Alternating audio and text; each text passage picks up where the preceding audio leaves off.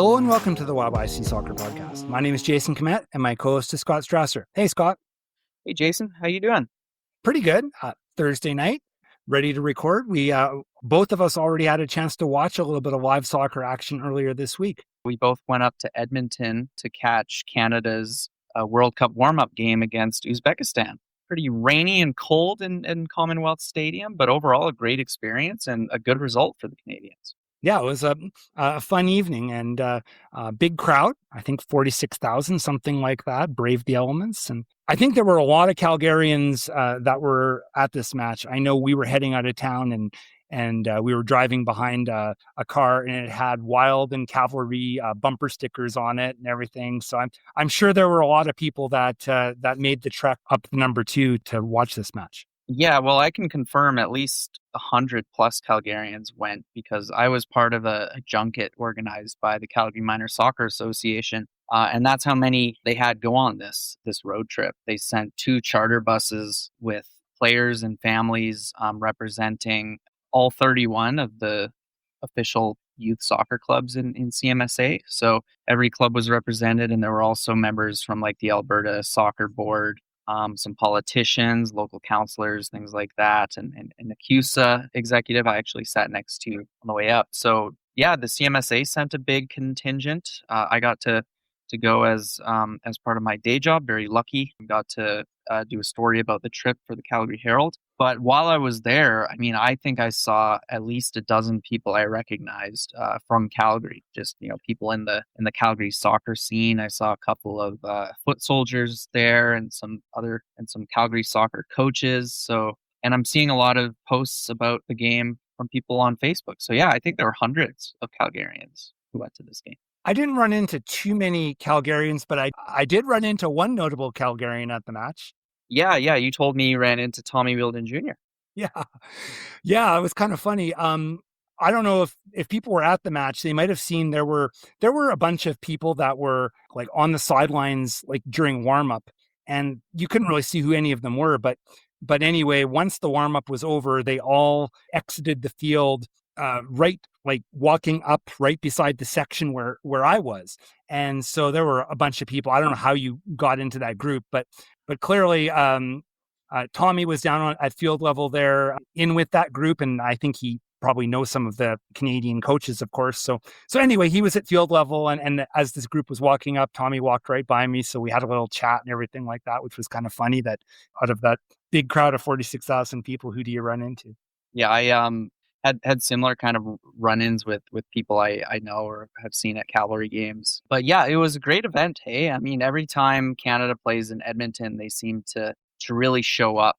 As you mentioned, 46,000 people. I think a lot of Edmontonians wanted to see Alphonso Davies. And of course, they did get to see him live, but he is still injured with this hamstring strain that is kind of putting his chance to play for Canada at this upcoming World Cup in doubt a little bit. But overall, I mean, a 2-0 win over Uzbekistan, a team that is coached by Fabio Cannavaro and got through the qualifiers with only conceding, I believe, 11 goals in 16 games. So very strong defensively. I think it was a really good showing and a good performance from the Canadians. For sure. I enjoyed it. I think the pitch was a bit heavy. It was wet and everything, but overall it was good. So, but anyway, we're deviating a little bit from our core mission here at the YYC Soccer Podcast. So we should probably get back to it. Scott, what is our podcast about when we're not talking about driving up to Edmonton to watch the national team? Yeah, let's rein it back in. We focus on soccer in Calgary specifically. So we talk about amateur, post-secondary, and professional soccer, but all through a Calgary-specific lens. We discuss the teams and players from Calgary, whether that's Cavalry FC or the Calgary Wild, or at this time of year, we talk a lot about the Calgary-based teams in the Alberta Premier League. So anything that kind of has a soccer focus, but with a Calgary connection. Yeah, and this week we'll be talking about Cavalry FC. They have a home match against HFX Wanderers on the weekend. There's no Calgary Wild match. That's the international break for them. So we do have a couple of topics we'll talk about regarding them. We'll go over some Alberta Premier League results and preview the weekend action. And we do have an interview this week. Scott, who's our interview with? Yeah, earlier today, actually, you and I interviewed Francesco Bartolillo, who's the head coach of Cavalry II, Cavalry FC's reserve squad that compete in the Alberta Premier League. He has been on our podcast before, but we talked to him about the APL team, but also about, this whole expansion of the Cavalry Academy to a year-round program. He talked about how the players who are competing in the APL at the moment actually have been training together and playing friendlies since back in the fall. So it was good to learn more about that particular aspect of Cavalry FC today. Yeah, if you're interested in player development, it's a really good insight into a bit of the behind the scenes of how that works. And also, we talked about a few specific players that are kind of on the radar a little bit. So, but we'll talk about that. I think we'll leave that interview until our APL segment. But let's start off with the senior squad of Cavalry FC. This is Kanija Elva, and you're listening to the YYC Soccer Podcast.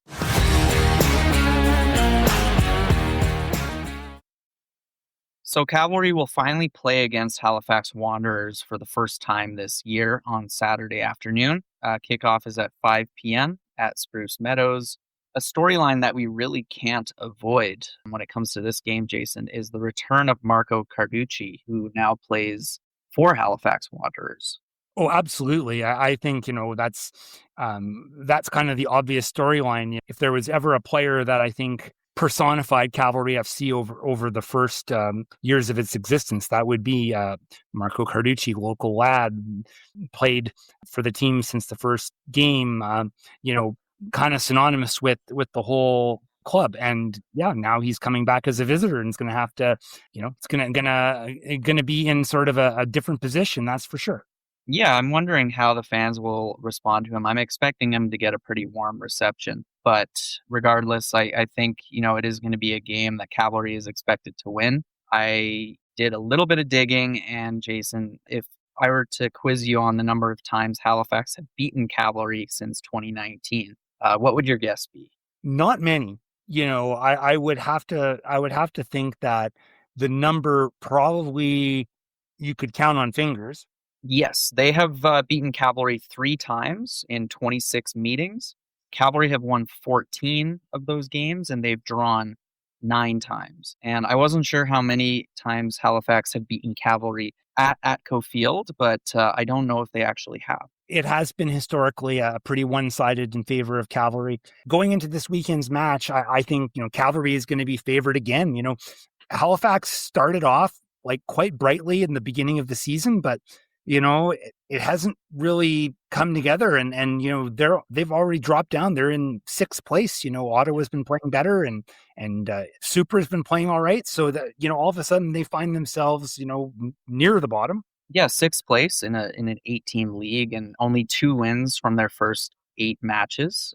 They have 2 wins, 3 draws, and 3 losses. They are coming off of a win against Vancouver FC, who are also down at the bottom of the standings. But before that, they had a draw, I believe, with Inter Toronto, and a loss to Ottawa before that. So yeah, Halifax not in the best of form at the moment, which I'm kind of surprised by. I thought the arrival of Vanni Sartini as their new head coach would be a big boost for the club, as well as recruiting Marco from Cavalry. And while I watched, his first game for Halifax, and he did great in that, it sounds like, they haven't had the best of times defensively since then. They've conceded 11 goals in their 8 games, which is definitely toward the bottom of the CPL in terms of defensive stability.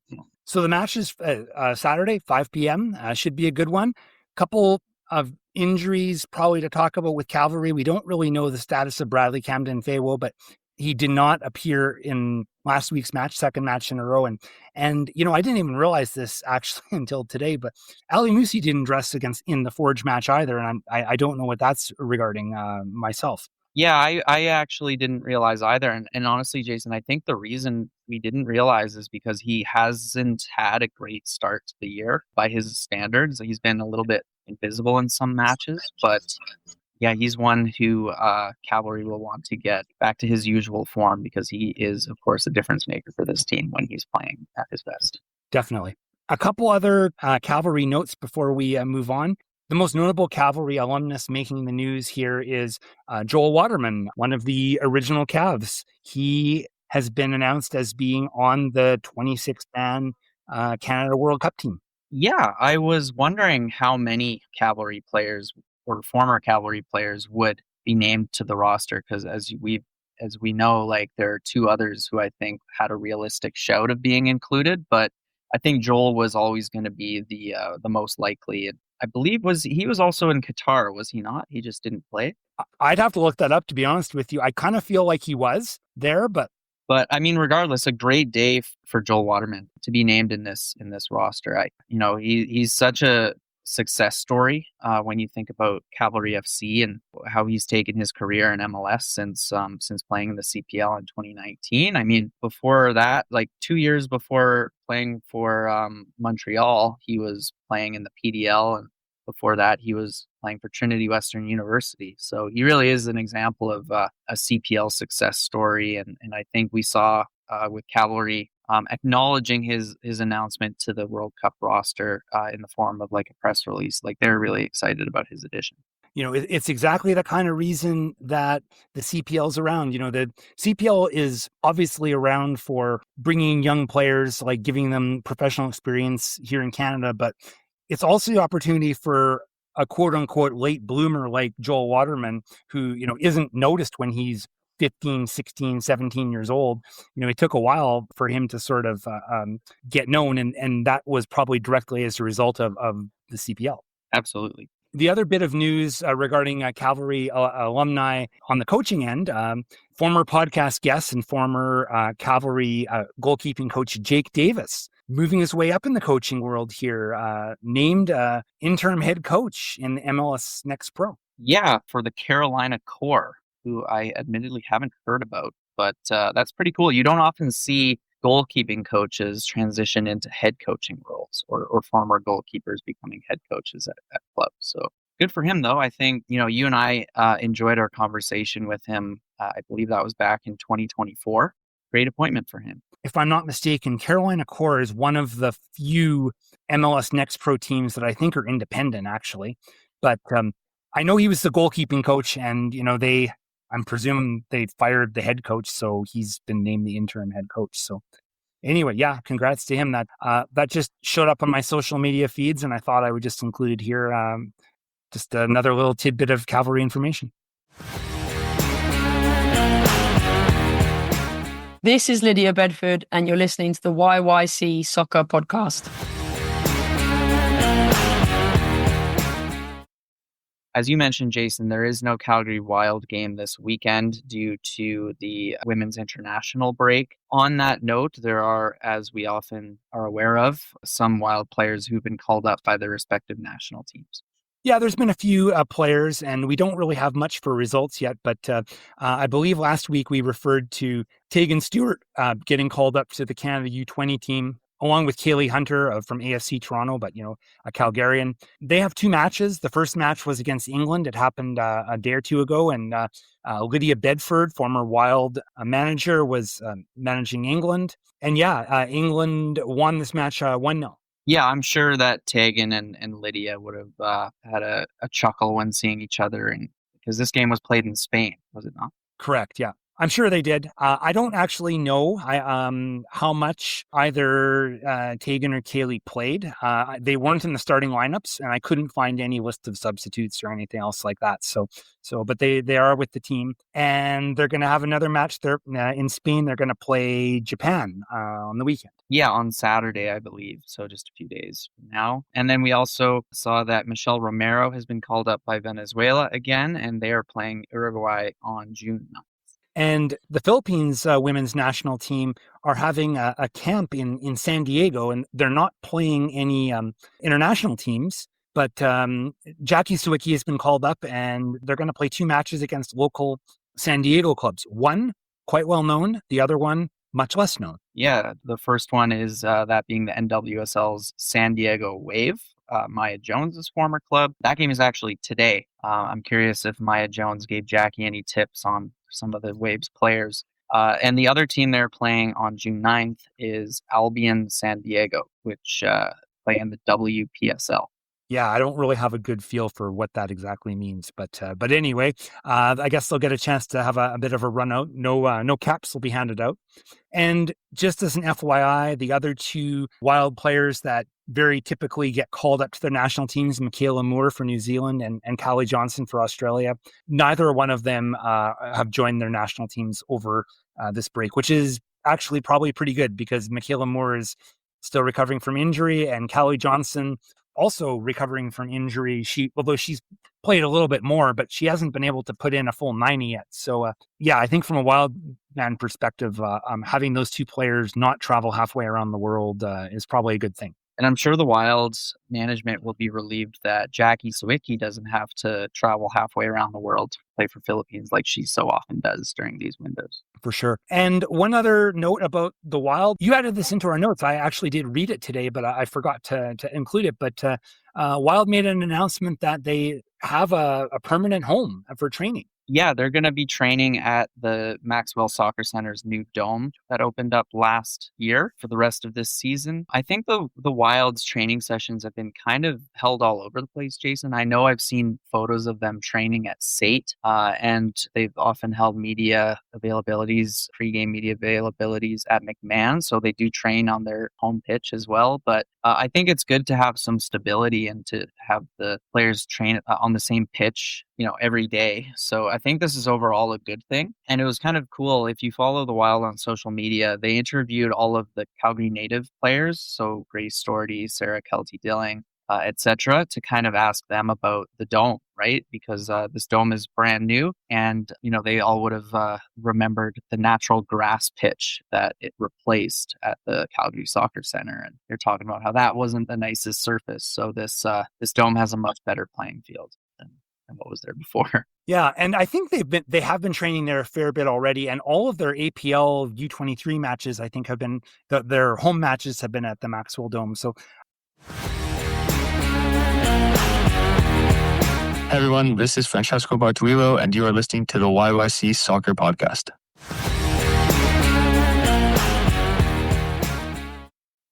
All right, it's time to talk a little bit of Alberta Premier League, and I think this is probably as good a spot as any for us to run our interview with Cavalry II head coach Francesco Bartolillo. Yeah, it was interesting talking with him. If you like player development stuff, I think this really was answered a lot of questions and just gives us a little bit of idea of how everything works over at Cavs 2.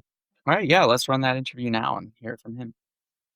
I'd like to welcome Francesco Bartolillo back to the podcast. We had Francesco on last year after he had taken over the head coaching role for Cavalry II, the pro club's reserve team that competes in the Alberta Premier League. And now he's coming back, entering year 2 of the program, which was recently expanded into a year-long endeavor. So, Francesco, welcome back to the podcast. Yeah, thanks for having me, guys. I'm excited. Last time was a great time, so I'm anticipating more good conversation today.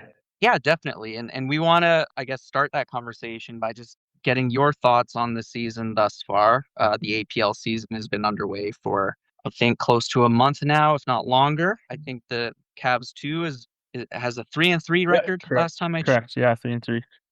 Some losses. How do you feel it's going? Yeah, I think it's been good. I mean, for us, we're all in that unique position as, we're playing against teams who are all quite a bit older than us, some more than others, but in general, mostly university age athletes. So, average age on most of the teams can be anywhere from, 21 to 24, some of the older teams. And, our group, our lineups have been pretty consistently an average age of around 17. So there is that age gap that we will naturally face.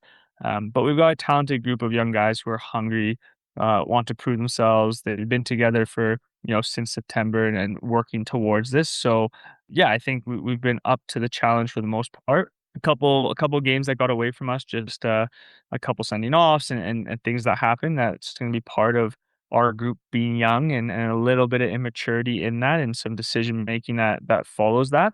But then some also really good performances and some really good wins and not just necessarily the results, but the way we're doing it, the football we're playing, the style we want to play, and the DNA of our club really coming through from our Cavalry FC 2 / Academy, really. It's been for us what I think is a very solid start, and excited to see where the rest of the season goes. You mentioned about the team being the youngest in the league by a fair bit. I think most of the players are high school age, not in university yet. So since they're playing, like the age difference, but there's even just the physicality difference, and how do you address and prepare having these young players play against older, more experienced, more mature, and like physically bigger players? Yeah, absolutely. It's a great question. And I think it's really important to, I guess, mention and note that, as you said in the intro, we've gone to a full-time model now. So this is the first time that our Cavalry FC Academy has gone to a full-time model, mirroring those of the MLS clubs and European clubs.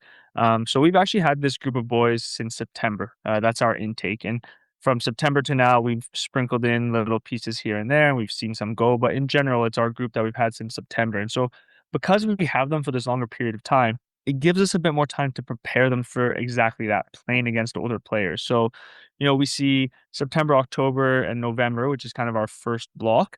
That's our chance to get the group together, start to get them the chemistry, learning each other, learning the way we play, instilling our DNA as a club into that group. And we'll play games against, a mix of different type of opponents. We'll play some university groups, we'll play some academies or select groups, we'll play some men's teams.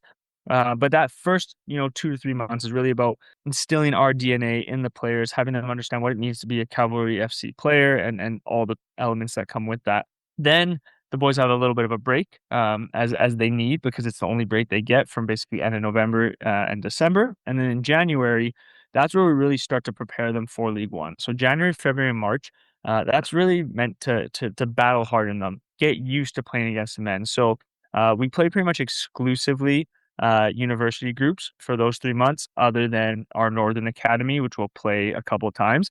And it's really just getting them minutes against older players, getting them used to it, because they're so used to playing in their youth environments, be that CMSA or EMSA or players coming from out of province. So we try and play games against older, more physical teams. That being said, we also try and do our part by working with our sports science team, who's incredible, to get them in the gym, start working on them from a physical perspective. Can we get them a little bit more athletic, a little bit quicker, stronger, faster? And then we try to create a training environment where our intensity is always, at the max capacity for the day. That way they're used to playing in quicker and faster paced games. So it's kind of a complex answer, but it's all encompassing. It's the new program. It's the way we've built it, the way we've structured it. It's the games we play in the game model. It's our sports science team. It's a little bit of everything that has kind of gone into giving us a chance to try and compete against these older players. Does it impact tactics at all? I mean, I think about trying to play a crossing and finishing type game against, 6'3" center backs potentially. Like, does that impact your own kind of planning for individual games? Absolutely. I think, for us, we have a DNA within the club and a way we want to play the game, and we try and stick to that as much as possible. But part of these players' development is also learning how to win, learning how to compete, learning how to adapt, because even in the program, even with the first team, they have to adjust their tactics depending on certain teams' strengths and weaknesses and how they exploit them and how they prevent them. So it absolutely can impact our tactics, and it does. We have to be really, really disciplined on set pieces because we're typically smaller and less physical. So have to be really aggressive and disciplined defensively. Offensively, we try to be a bit more creative and not necessarily just try and get into battles.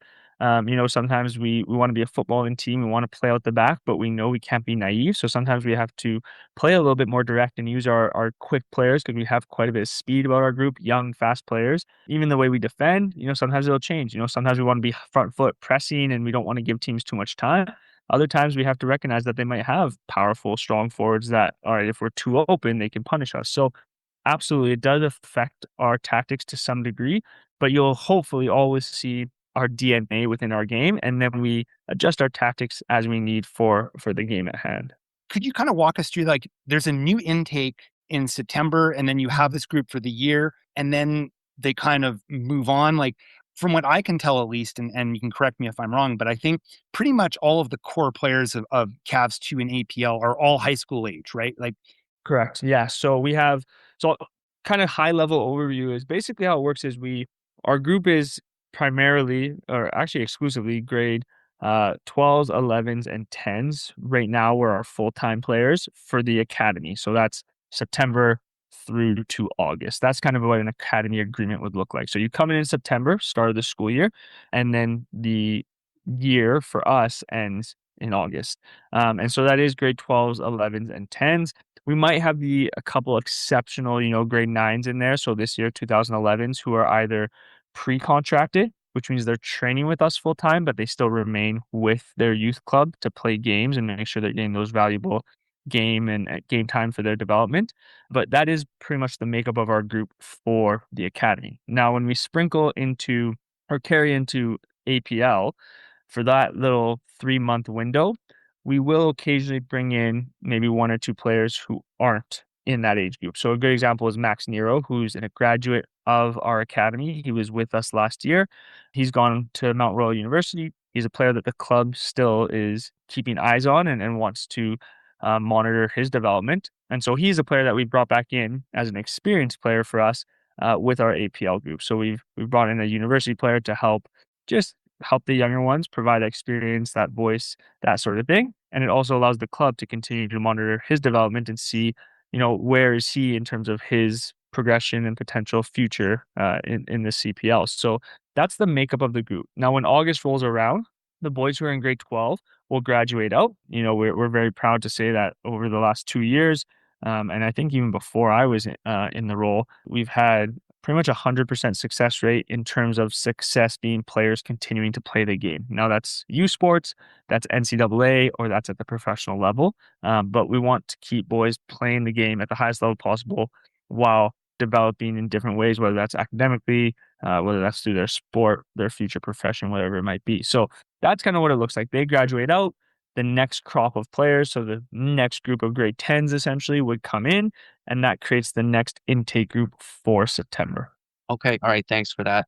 Glad you mentioned Max because we kind of picked out 5 players we were hoping you could kind of comment on, and he was one of them. The others were Azariah Habib, Jax Wielden, Thomas Stuber, and Zario Reyes. So you don't have to mention too much about each, but we wanted to kind of hear your thoughts on those players.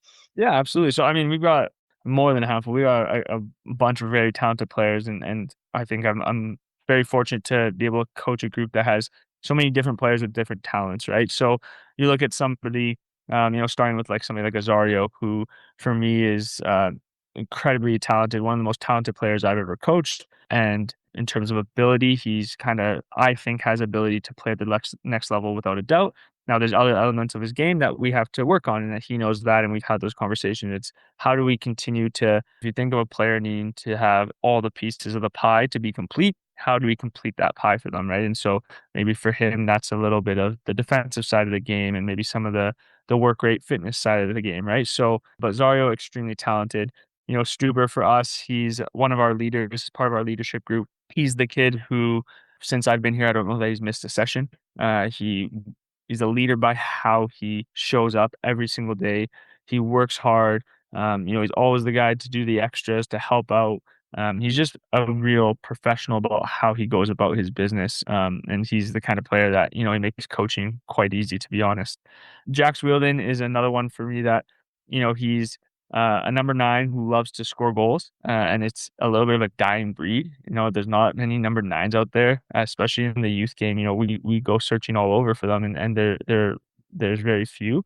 But what he has that's very unique is a relentless work rate as a number 9. He's probably one of our best pressers off the ball.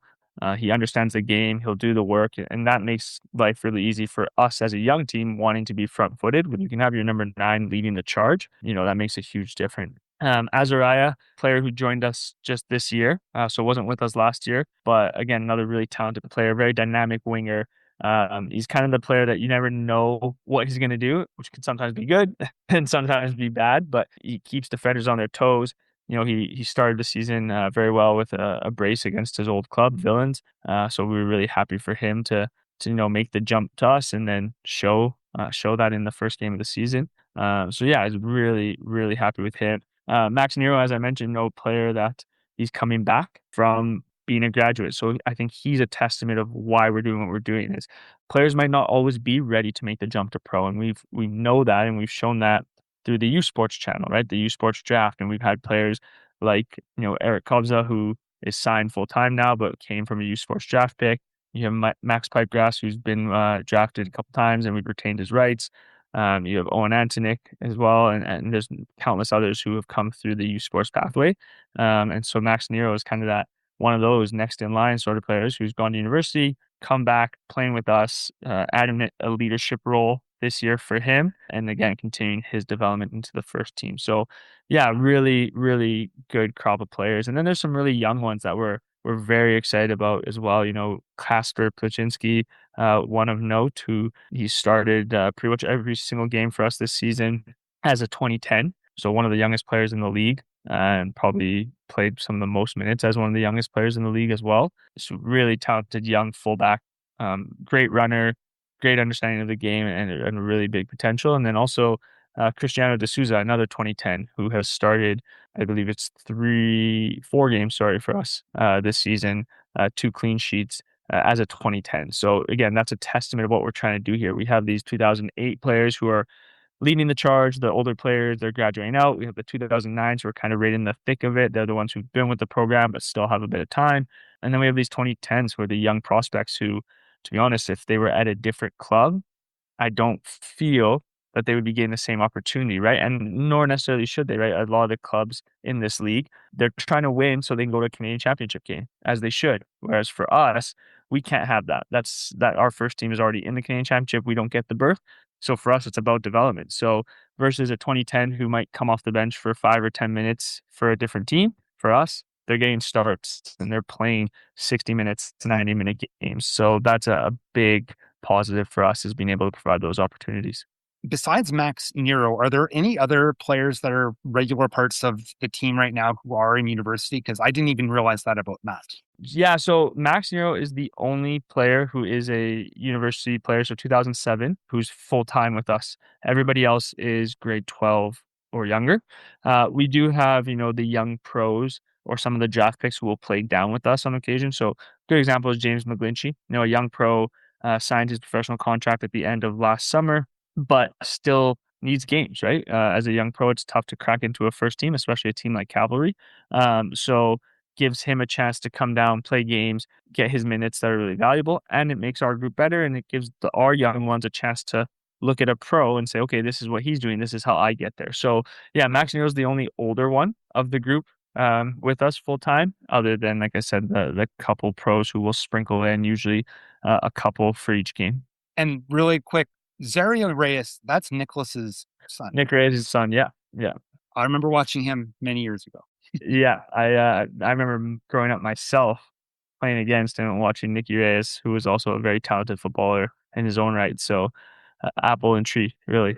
Yeah, scored a lot of goals for the Storm. We've noticed that a lot of your home matches have been at SAIT. And we were wondering if that was like a conscious decision or if that was just how it turned out this year with planning and scheduling. Yeah, absolutely. So it's a bit of both. It was tough this year because the schedule was released quite late this year, just due to some of the internal stuff with Alberta Soccer and the league. I think they were just trying to finalize and create the schedule that worked for everyone. So we ended up getting the schedule quite late, which made it next to impossible to book any city fields. So for us, it was about finding a pitch that, we feel we're a footballing team. We want to play football. We want to be expansive. We want a big field. So we're trying to find a field that has a good enough surface and is the right size for us to play the style of football we want to play. That was also available. And there's certain requirements necessary for the league in terms of what the field must have, capacity, all these sorts of things. So yeah, it was a bit of both. It was a bit of dealing with the timeline that we had and then also trying to find a field that suits our needs.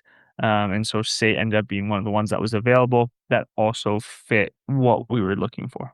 The APL season's really short. Are there other competitions or other things that you kind of have your eye on, like later this summer? Or like I know in previous years you've gone to Kamloops, right? I think it's been Yes, absolutely. Yeah. So yeah, spot on. So for us, the APL is obviously the competition phase. It's when we're in a league play and obviously trying to win the league every year. That's our goal. It's ambitious as a young team. We know that. We're not naive to think it's not, but that's our objective, of course. But within that, we also need to make sure that the boys are getting games, especially now that we've gone full time. So again, we will be going to Kamloops for their International Cup this year. They've done an incredible job in Kamloops of bringing in top opposition. So last year we played against Nottingham Forest. The year before that, Fulham. this year they're planning to bring in, again, top quality, whether that be from overseas or MLS Academy or wherever it might be. So we'll be heading there again at the end of the summer. And then basically throughout the year, this year we've played upwards of, prior to APL, I believe we played upwards of like 25 games, all against, very good competition, be that university groups, colleges, select academy groups, that sort of thing. So we're doing everything in our power to make sure these boys are getting equal, if not more. And this year happened to be more games than if they were remaining in something like an APDL.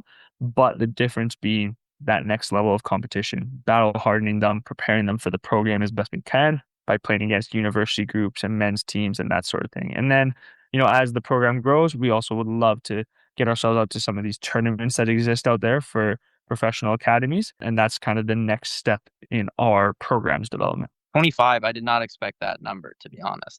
That's impressive. Yeah, it was, and it's great because we have so many options around us, right? We play University of Calgary, Alberta, Mount Royal, SAIT, Lethbridge. Then you play against a couple of the APL clubs like the Foothills and the Callies of the world. And then there's our Northern Academy group, which is essentially the best players in Edmonton that train once a week, and we'll play them a couple times. So yeah, we're doing our part to try and make sure they are getting as many games as possible at a real competitive level. I think that was our last question for you, Fran, but is there anything else you'd like to mention before we end this? Yeah, I think the only thing I'd like to mention is, we're trying to, I think what we're truly trying to do here with the Cavalry Academy is we're trying to change the narrative of you have to go over to Europe to be pro, to play at the highest level, right? That was the narrative when I grew up, and it was partly true because there was no professional academies. I think near the tail end of my youth career, that's when the Whitecaps came in. So there was some of the MLS academies around, but we have so many talented players who have constantly been tried to push or force fed, oh, you have to go to Europe if you want to make it. And I think over the last 7 years or so, we've shown that there's a real pathway here, especially in Calgary. We've had players like Joel Waterman, Victor Laturi, Arabin Pebble, who started here, played in Calgary, played with Cavalry FC 2, whatever it formerly was, Cavalry U21s, who made the jump to the first team, who showcased themselves in the CPL and got moved to MLS clubs, got moved to overseas, are representing their country in the World Cup this year. Like, it's a real proven pathway, and it's something we're really proud of. And so I think we want to change that narrative of, oh, if you don't go to Europe, you're not playing at the highest level or you're not going to make it. No, we are a real pathway to get there. But I actually think there's a lot of benefits to being in your home country, home province, home city, and having the opportunity to make it to the pro game through Cavalry FC and then beyond, right? And so that's the narrative I think we're trying to change, and hopefully we're doing a good job of backing it up. Thank you so much for coming on the podcast again and talking about the academy setup at Cavalry FC. Best of luck with your upcoming games and the rest of the APL season. We'll be paying attention. Awesome. Thanks, Jens. I appreciate you guys having me on. Let's go over the results from Tuesday in the APL. There was really one doubleheader. It was Foothills against Villains, and Foothills came out victorious on both the men's and women's side. Yeah, on the men's side, it was a rout as Foothills beat Villains 9-1. Former Cavalry defender Fraser Aird probably got man of the match in this one, I would assume. He scored a hat trick, 2 goals from open play, and then what I believe is his 3rd penalty kick of the season. Finn Marshall got a brace in this game, and then Foothills' other goals came from Logan Riek, Emmanuel Dan Adokiani, who's a Cavalry draft pick, former Cavalry forward Shannon Chanda, and Robert Woodruff Brown. And the Villains' lone marker was from Shadrach Boyaki. And then on the women's side, it was a little bit closer, but still a successful night for Foothills. They downed the Villains 2-0 with goals coming from Jaden Berg and former podcast guest Grace Mwasala. And on Friday, we've got 3 sets of matches.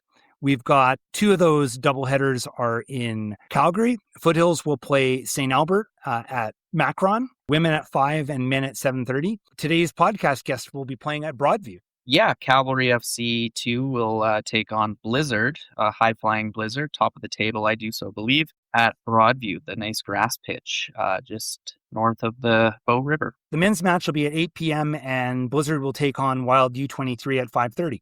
And then the last match to mention is BTB versus Callies. This game is taking place in Edmonton, another doubleheader. Men will kick off at 5:30 and the women at 7:45.